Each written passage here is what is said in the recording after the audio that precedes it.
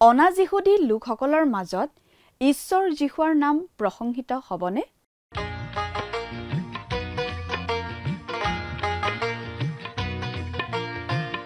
আজিৰে পবিত্ৰ ক্ষণতে উজলি উঠা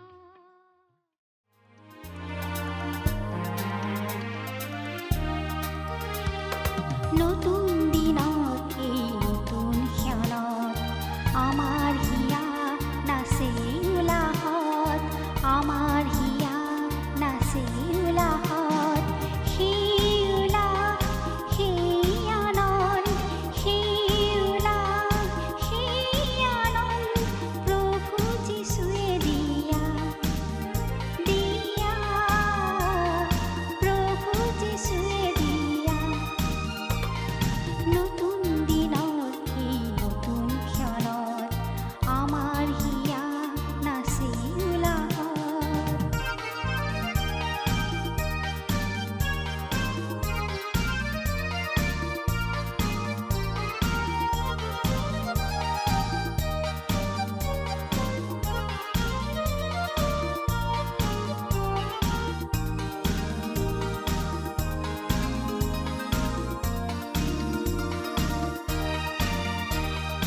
এটি দুটি কৰি দিনে মাহে হয়, বছৰ বাগৰি গৈ অতীত হয়। এটি দুটি কৰি দিনে মাহে হয়, বছৰ বাগৰি গৈ অতীত হয়। প্ৰতিটো দিনৰ, প্ৰতিটো প্ৰহৰ, প্ৰতিটো দিনৰ, প্ৰতিটো প্ৰহৰ প্ৰভু যীশুৱে দিয়া, দিয়া, প্ৰভু যীশুৱে দিয়া। নতুন দিনত এই নতুন ক্ষণত আমাৰ হিয়া নাচি উলাহত।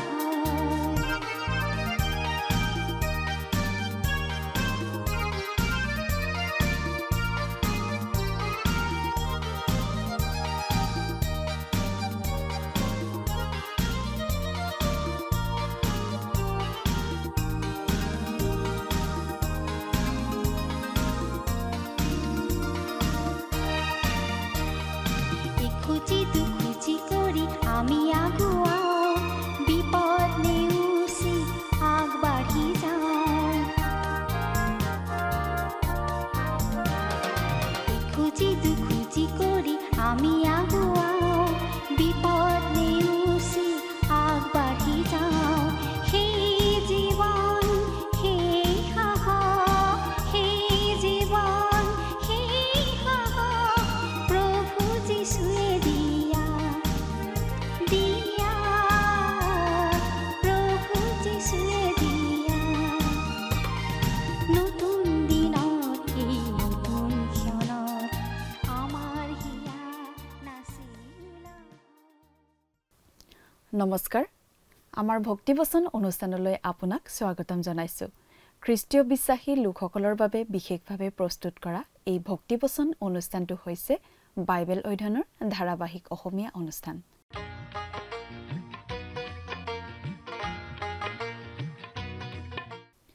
প্ৰিয় দৰ্শক, আপুনি যদি আমাৰ আগৰ অনুষ্ঠানটো শুনিছিল তেনেহলে আপোনাৰ নিশ্চয় মনত আছে যে আমি এতিয়া বাইবেলৰ পুৰণি নিয়ম খণ্ডৰ মলাখী ভাৱবাদীৰ পুস্তক নামৰ পুস্তকখন অধ্যয়ন কৰি আছো।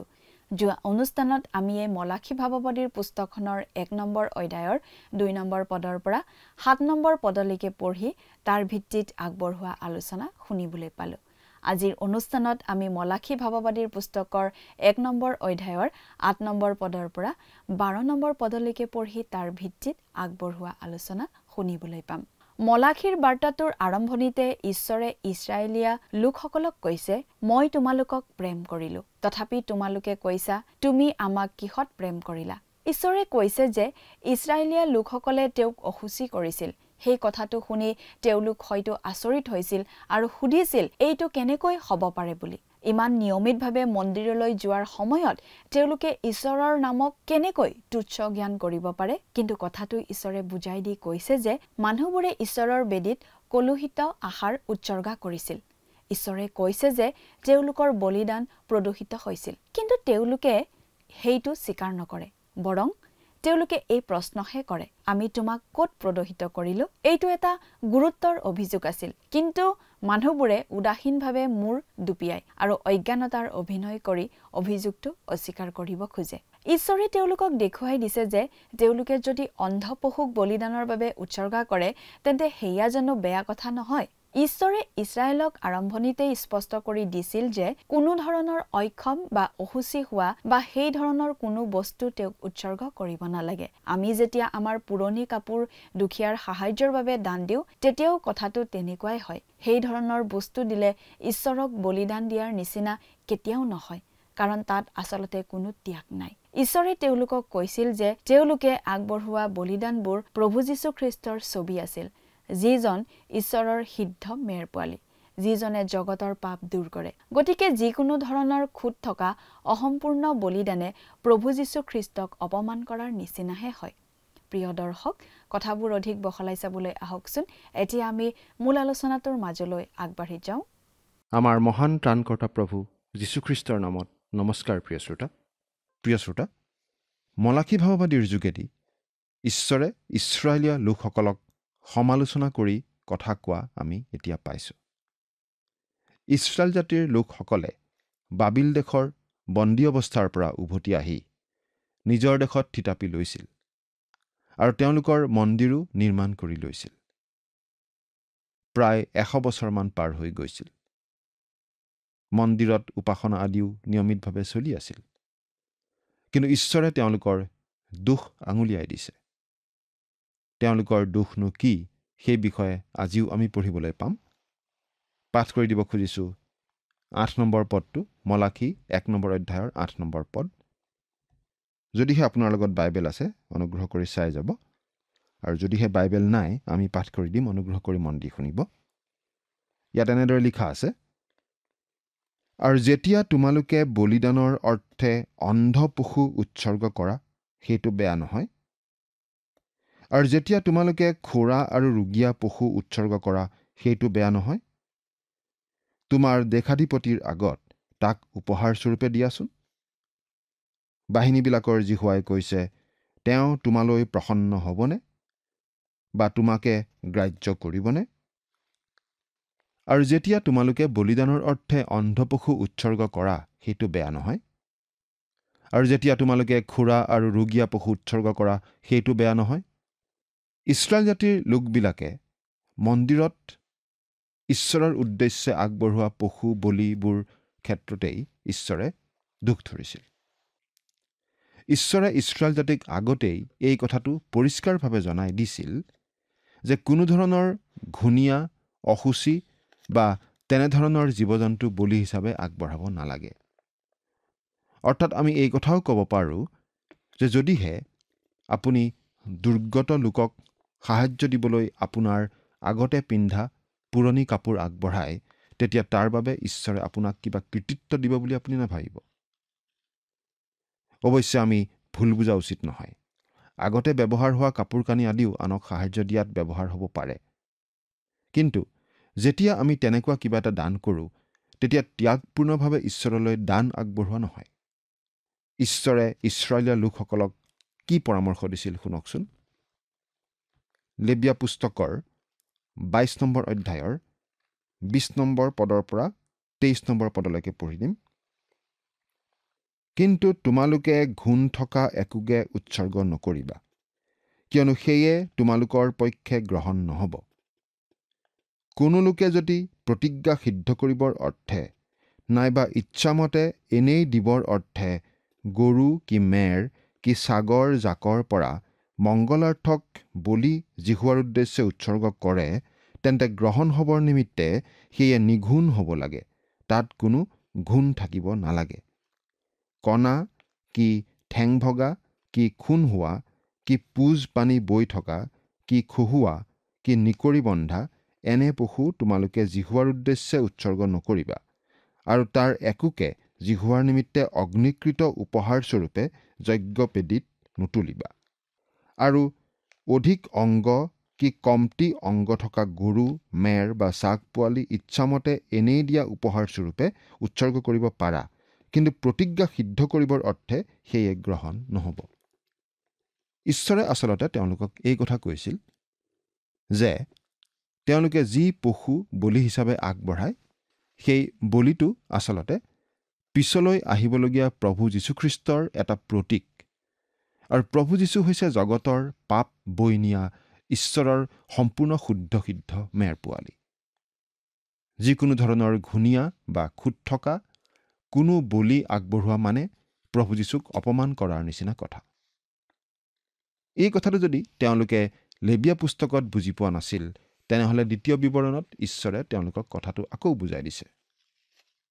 পাঠ কৰি দিম দ্বিতীয় বিৱৰণৰ 15 নম্বৰ অধ্যায়ৰ 21 নম্বৰ পদ।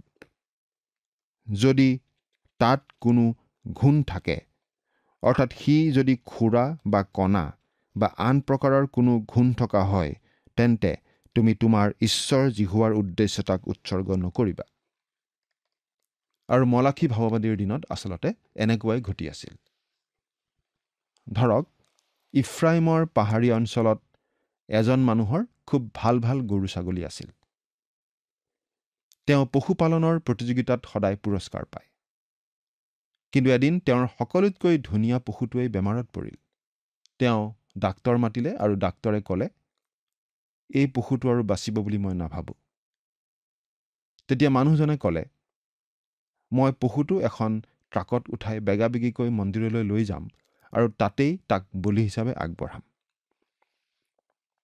যেতিয়া মানুহজনে সেই জন্তুটো লৈ আনিলে, তেতিয়া সেইটো বেমাৰী বুলি পুৰোহিতসকলেও চিনি পালে। কিন্তু তেওঁলোকে আপত্তি নকৰি পশু বলি দিয়া ৰীতি পালন কৰিলে, কাৰণ মানুহজন ইফ্ৰাইমৰ এজন মাতব্বৰ মানুহ। কিন্তু যেতিয়া মানুহবিলাকে সেই ধুনীয়া বিখ্যাত পশুটো বলি হিচাপে আগবঢ়োৱা দেখিলে, তেতিয়া প্ৰশংসা কৰি কৰি ক'লে, চোৱাচোন চোৱা, তেওঁ কিমান উদাৰ। তেওঁৰ সকলোতকৈ শ্ৰেষ্ঠ সেই ধুনীয়া পশুটোকেই ঈশ্বৰলৈ বলি হিচাপে আগবঢ়াইছে। মলাখীৰ দিনত যি ঘটিছিল, আজি বাৰু আমি তেনেকুৱা কি কৰোঁ? পাচনি পৌলে শেষকালত মানুহবিলাক ভক্তিৰ আকাৰধাৰী, কিন্তু তাৰ শক্তি অস্বীকাৰকাৰী হ'ব বুলি কৈছিল। দ্বিতীয় তিমথিয় 3 নম্বৰ অধ্যায়ৰ 5 নম্বৰ পদ। মানুহবিলাক দেখাত অতি ধৰ্মপৰায়ণ। আজি তথাকথিত খ্ৰীষ্টিয়ানবিলাকে জাকজমক ধাৰ্মিকতা দেখুৱায়। পাচনি পৌলে তেনেকুৱা মানুহক ভক্তিৰ আকাৰধাৰী বুলিহে কৈছে। চূণ অলপ ধুনীয়াকৈ সানি দৈৰ বাচনত থৈ দিলে দেখাত দৈ যেন লাগিব পাৰে, কিন্তু কেতিয়াও দৈ হ'ব নোৱাৰে। ইয়াত ঈশ্বৰে যি বিশেষ অভিযোগ আনিছে, সেইটো আমি আমাৰ বাবে এটা বিপদ সংকেত জনোৱা ৰঙা লাইটৰ নিচিনা বুলি ধৰিব লাগে। এইটো এটা বিশেষ বাৰ্তা সেইসকল লোকৰ প্ৰতি যিসকলে গীৰ্জালৈ যায়, উপদেশ শুনে, অতি গুঢ়া, অতি ৰক্ষণশীল, আৰু তেওঁলোকে প্ৰাৰ্থনাৰ শেষত আমেন বুলিও কয়। তেওঁলোকে ধাৰ্মিক কথাও কৈ থাকিব পাৰে অনৰ্গলভাৱে। তেওঁলোকে নিৰস নৈতিকতাক লৈয়েই সন্তুষ্ট থাকিব পাৰে। তেওঁলোকে কিছুমান তত্ত্বক খামুচি ধৰি থাকে আৰু তাতেই সন্তুষ্ট থাকে। কিন্তু তেওঁলোকে তেনেদৰে উপাসনা কৰি আচলতে ঈশ্বৰক হেয় জ্ঞান কৰাৰ নিচিনাহে হয়। এজন বিখ্যাত প্ৰচাৰকে এই বুলি কৈছিল, ৰাস্তা ঘাটত চলি থকা অশ্লীলতাতকৈ মই ঈশ্বৰৰ গৃহত চলা অশ্লীলতাকহে বেছি ভয় কৰোঁ। ৰাস্তাৰ অশ্লীলতা অতি বেয়া বুলি আমি কিন্তু জানো। আপুনি হয়তো ক'ব পাৰে, মইতো ঈশ্বৰলৈ কেতিয়াও বেমাৰী পশু বলি হিচাপে আগবঢ়োৱা নাই। কিন্তু ঈশ্বৰে ইয়াত কি কৈছে অলপ মন কৰকচোন। তোমাৰ দেশাধিপতিৰ আগত তাক উপহাৰ স্বৰূপে দিয়াচোন। বাহিনীবিলাকৰ জিহুৱাই কৈছে, তেওঁ তোমালৈ প্ৰসন্ন হ'বনে বা তোমাকে গ্ৰাহ্য কৰিবনে? অৰ্থাৎ আপুনি আপোনাৰ বৃদ্ধ বেমাৰী পশুটোৰে কৰ দিবলৈ চেষ্টা কৰকচোন।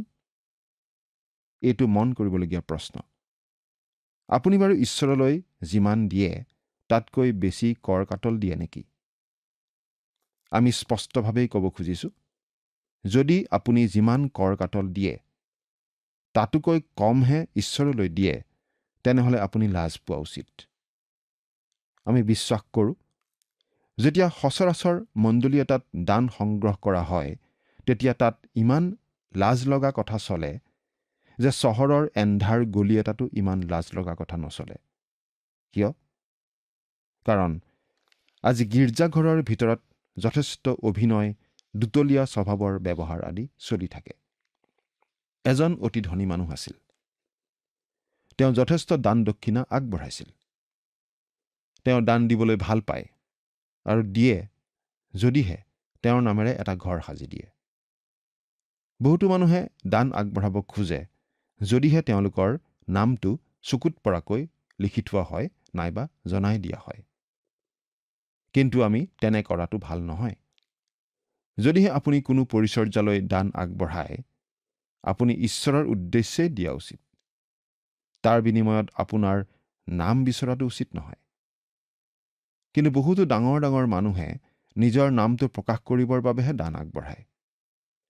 নিজৰ নামত যশস্যা অৰ্জন কৰিবলৈ বিচাৰি থকা এনে মানুহবিলাকক প্ৰভু যীশুৱে কিন্তু প্ৰশংসা কৰা নাই, বৰং সমালোচনাহে কৰিছে। তেওঁ কৈছিল, ফৰিচীবিলাকে যেতিয়া বাটত গৰীবক দান আগবঢ়ায় তেতিয়া কোনোবা এজনক লগতে ৰাখে পেঁপা বজাই থাকিবলৈ, যাতে সকলোৱে কথাটো মন কৰে আৰু তেওঁক প্ৰশংসা কৰে। কিন্তু আমি তেনেকুৱা হ'ব নালাগে বুলি তেওঁ কৈছিল। ফৰিচীবিলাকে যেতিয়া তেনেদৰে ঢাক ঢোল বজাই বাটে বাটে দান দি ফুৰিছিল তেতিয়া বেলেগ মানুহবিলাকে তেওঁলোকলৈ আঙুলিয়াই নিশ্চয় কৈছিল, সেই ফৰিচীজনক চোৱাচোন, তেওঁ বৰ দানশীল দেই। তেওঁ আলিবাটত দুখীয়াক দান দিছে, চোৱাচোন কিমান ভাল কথা। এবাৰ এজন বিখ্যাত শিক্ষকে এটা মণ্ডলীলৈ গৈছিল বিশেষ বাৰ্তা দিবলৈ। সেই মণ্ডলীৰ এজন অতি ধনী মানুহে তেওঁক প্ৰথমে এখন ৰেষ্টুৰালৈ লৈ গৈছিল আহাৰ খুৱাবলৈ। ধনী লোকজনে ৰেষ্টুৰাত বেহেৰাজনক টিপছ হিচাপে 50 টকা দিয়া তেওঁ নিজে দেখিছিল। আহাৰ কৰাৰ পাছত তেওঁলোক গীৰ্জালৈ গ'ল আৰু উপাসনা আৰম্ভ হ'ল। সেই গীৰ্জাঘৰৰ পালকে সেই ধনী মানুহজনক মঞ্চলৈ মাতিলে আৰু প্ৰাৰ্থনাৰ গুৰি ধৰিবলৈ অনুৰোধ কৰিলে। তেওঁ অতি ধনী আৰু প্ৰভাৱশালী লোক আছিল, গতিকে তেওঁক তেনেদৰে সদায় আগস্থান দিয়াটো এটা নিয়মিত কথা যেন হৈ পৰিছিল। তাৰ পাছত যেতিয়া দান সংগ্ৰহ কৰা হৈছিল তেতিয়া সেই ধনী মানুহজনে মাত্ৰ 20 টকা দান আগবঢ়ালে। সেইটো দেখি সেই বিখ্যাত শিক্ষকজনে মনতে ভাবিলে, এই মানুহজনে হোটেলৰ বেহেৰাজনক টিপছ হিচাপে যিমান টকা দিলে ঈশ্বৰক আনকি তাতকৈও কমহে দিলে। প্ৰভু যীশুৱে ধৰ্মধামত মানুহবিলাকে কেনেকৈ দান আগবঢ়ায় সেইটো চাই আছিল। তেতিয়া নিশ্চয় কিছুমান মানুহে মনতে ভাবিছিল, মই কেনেকৈ দান আগবঢ়াওঁ সেইটো তেওঁ চাই থকাৰ কি প্ৰয়োজন। কিন্তু আমি নিশ্চিতভাৱে ক'ব পাৰোঁ যে আজিকালি দেওবাৰে গীৰ্জাত যেতিয়া আমি দান আগবঢ়াওঁ তেতিয়া তেওঁ আমাক চাই থাকে। আমি কেনেকৈ দান আগবঢ়াওঁ সেইটো তেওঁ লক্ষ্য কৰি থাকে। আপুনি বাহিৰত হোটেলত পেট ভৰাই খালে যিমান টকা খৰচ কৰে সিমান দান বাৰু গীৰ্জাঘৰত দিয়েনে? আপুনি আনৰ প্ৰশংসা পাব পৰা ঠাইত যিমান উদাৰভাৱে দান দিয়ে সিমানখিনি বাৰু প্ৰভুৰ কামৰ বাবে দিয়েনে? প্ৰিয় শ্ৰোতা, আজিও বৃদ্ধ বেমাৰী জন্তু মানুহে বলি দিবলৈ গীৰ্জালৈ আনিয়েই আছে। ইছৰাইলৰ লোকবিলাকে তেনেকুৱাই কৰি আছিল আৰু আমি মনত ৰখা উচিত যে ঈশ্বৰে সেইটোলৈ চকু মুদি থকা নাছিল। ঈশ্বৰে কেনে চোকা ভাষাৰে কৈছে মন কৰকচোন। আৰু তোমালোকে বলিদানৰ অৰ্থে অন্ধ পশু উৎসৰ্গ কৰা, তোমালোকে খুৰা আৰু ৰোগীয়া পশু উৎসৰ্গ কৰা, তোমাৰ দেশাধিপতিৰ আগত তাক উপহাৰ স্বৰূপে দিয়াচোন। বাহিনীবিলাকৰ জিহুৱাই কৈছে, তেওঁ তোমালৈ প্ৰসন্ন হ'বনে বা তোমাক গ্ৰাহ্য কৰিবনে? প্ৰিয় শ্ৰোতা, ঈশ্বৰে কি কৈছে তাকেই মাত্ৰ আমি ইয়াত কৈ আছো। তেওঁ ইয়াত অতি স্পষ্টভাৱে কৈছে যে আপুনি তেওঁক ৰোগীয়া জন্তু আগবঢ়াব নোৱাৰে বা আগবঢ়াব নালাগে। আপুনি ৰোগীয়া জন্তু কৰ বা খাজনা হিচাপে আগ নবঢ়ায়। আপুনি আজি কৰ হিচাপে যিমান দিয়ে সিমান বা তাতকৈ অধিক ঈশ্বৰলৈ দিয়েনে বাৰু? আপুনি হয়তো ক'ব পাৰে, মইতো কৰ দিবই লাগিব। নিশ্চয় লাগিব, কিন্তু ঈশ্বৰলৈ দিয়াৰ ক্ষেত্ৰত আপুনি কি কৰিব? আৰু এই কামটো প্ৰেমৰ ভিত্তিত হ'ব লাগিব। প্ৰভু যীশুৱে কৈছিল, তোমালোকে যদি মোক প্ৰেম কৰা মোৰ আজ্ঞাবোৰ পালন কৰিবা। জোহন 14 নম্বৰ অধ্যায়ৰ 15 নম্বৰ পদ। আজি আমি কোনো বিধি বিধান বা বাধ্যবাধকতাৰ অধীন নহয়, কিন্তু মোচীৰ বিধানত দশমাংশ মাত্ৰ এবিধ নাছিল। আমি জানো 2বিধ দশমাংশ আছিল। কিছুমানে ভাবে 3বিধ আছিল বুলি। গতিকে মানুহবিলাকে ঈশ্বৰলৈ প্ৰায় 30% আয় দান হিচাপে আগবঢ়াব লাগিছিল বুলি আমি ক'ব পাৰোঁ। প্ৰভু যীশুৱে ধৰ্মধামত মানুহবোৰে দান দিয়া চাই থাকোঁতে দেখিছিল যে ধনীসকলে শকত পৰিমাণৰ ধন আগবঢ়োৱা মানুহবিলাকৰ চকুত পৰিছিল। কিন্তু তেওঁ প্ৰশংসা কৰা নাছিল, কাৰণ তেওঁলোকে নিজৰ বাবে তাতকৈ বহু বেছি ধন ৰাখিছিল। কিন্তু দুখীয়া বিধৱাগৰাকী আগবঢ়োৱা মুদ্ৰাটি আচলতে একোৱেই নাছিল। কিন্তু প্ৰভু যীশুৱে সেই মুদ্ৰাটোকেই আঁকোৱালি লৈ চুমা খাই স্বৰ্গৰ সোণ যেন কৰিছিল আৰু কৈছিল যে সেই বিধৱাগৰাকীয়ে সকলোতকৈ বেছিকৈ দান আগবঢ়ালে। এনেদৰে বহুতো দুখীয়া বিধৱা আদিয়ে আগবঢ়োৱা ক্ষুদ্ৰ ক্ষুদ্ৰ দানেৰেই আজি পৃথিৱীৰ বহুতো পৰিচৰ্যা চলি থাকে।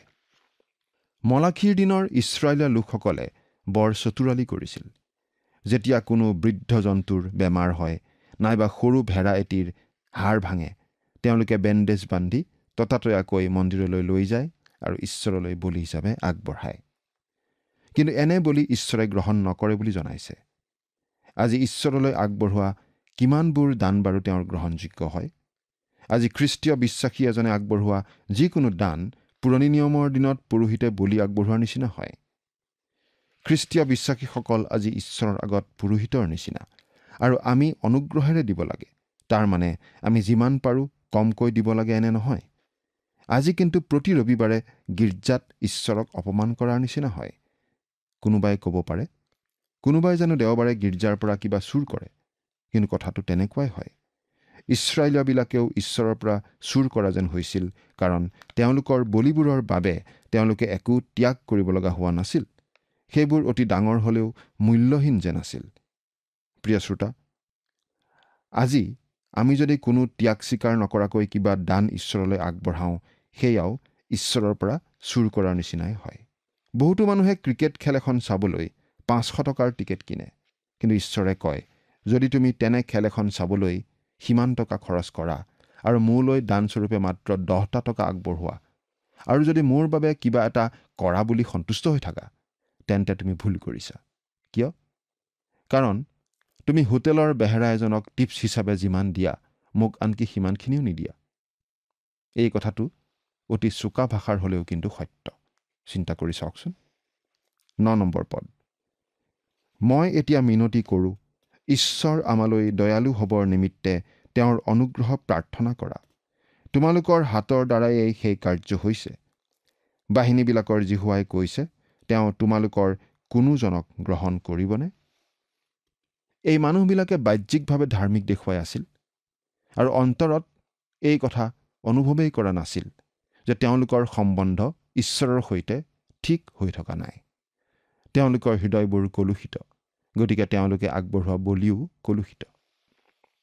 10 নম্বৰ পদটো পঢ়ি দিম।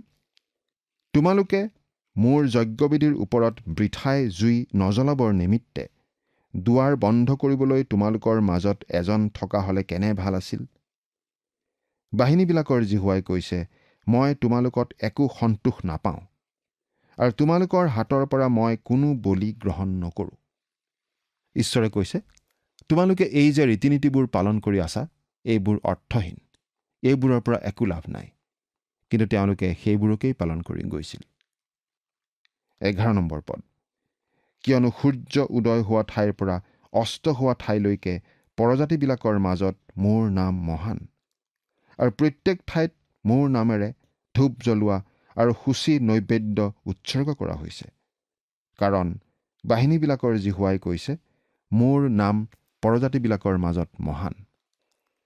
ইছৰাইলৰ লোকসকলে তেওঁলোকে যিদৰে ঈশ্বৰৰ সেৱা কৰিছিল, তাৰ যোগেদি ঈশ্বৰৰ বদনাম আনিছিল।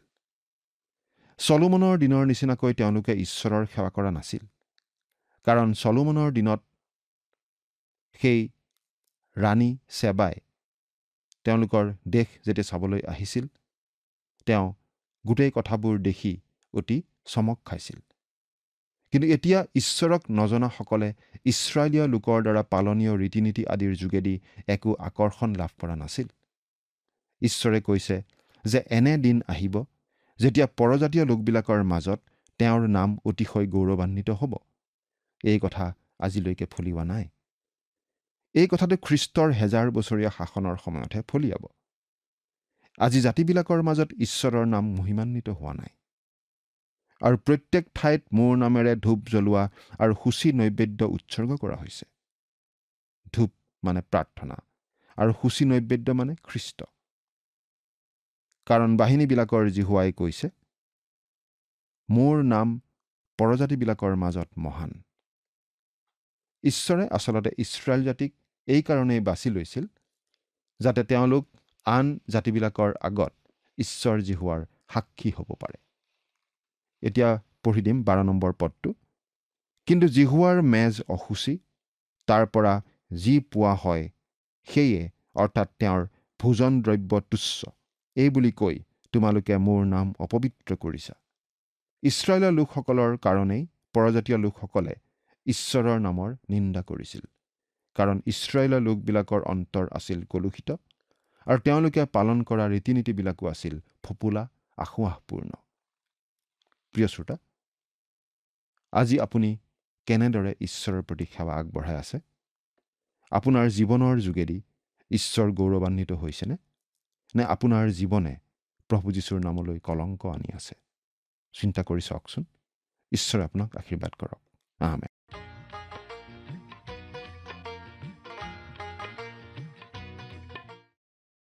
ইছৰাইলে ঈশ্বৰৰ সেৱা কৰা ধৰণেৰে ঈশ্বৰৰ নাম বদনাম কৰি তুলিছিল। উদাহৰণস্বৰূপে চলোমনৰ দিনত যেনেদৰে তেওঁলোকে তেওঁৰ সেৱা কৰিছিল, তেনেদৰে সেৱা কৰিবলৈ এৰি দিছিল। চলোমনৰ দিনত বিদেশৰ পৰা অহা চেবাৰ ৰাণীয়ে কথাবোৰ দেখি যথেষ্ট প্ৰভাৱিত হৈছিল। কিন্তু মলাখীৰ দিনত আন জাতিৰ লোকসকল তেনেদৰে প্ৰভাৱিত হোৱা নাছিল।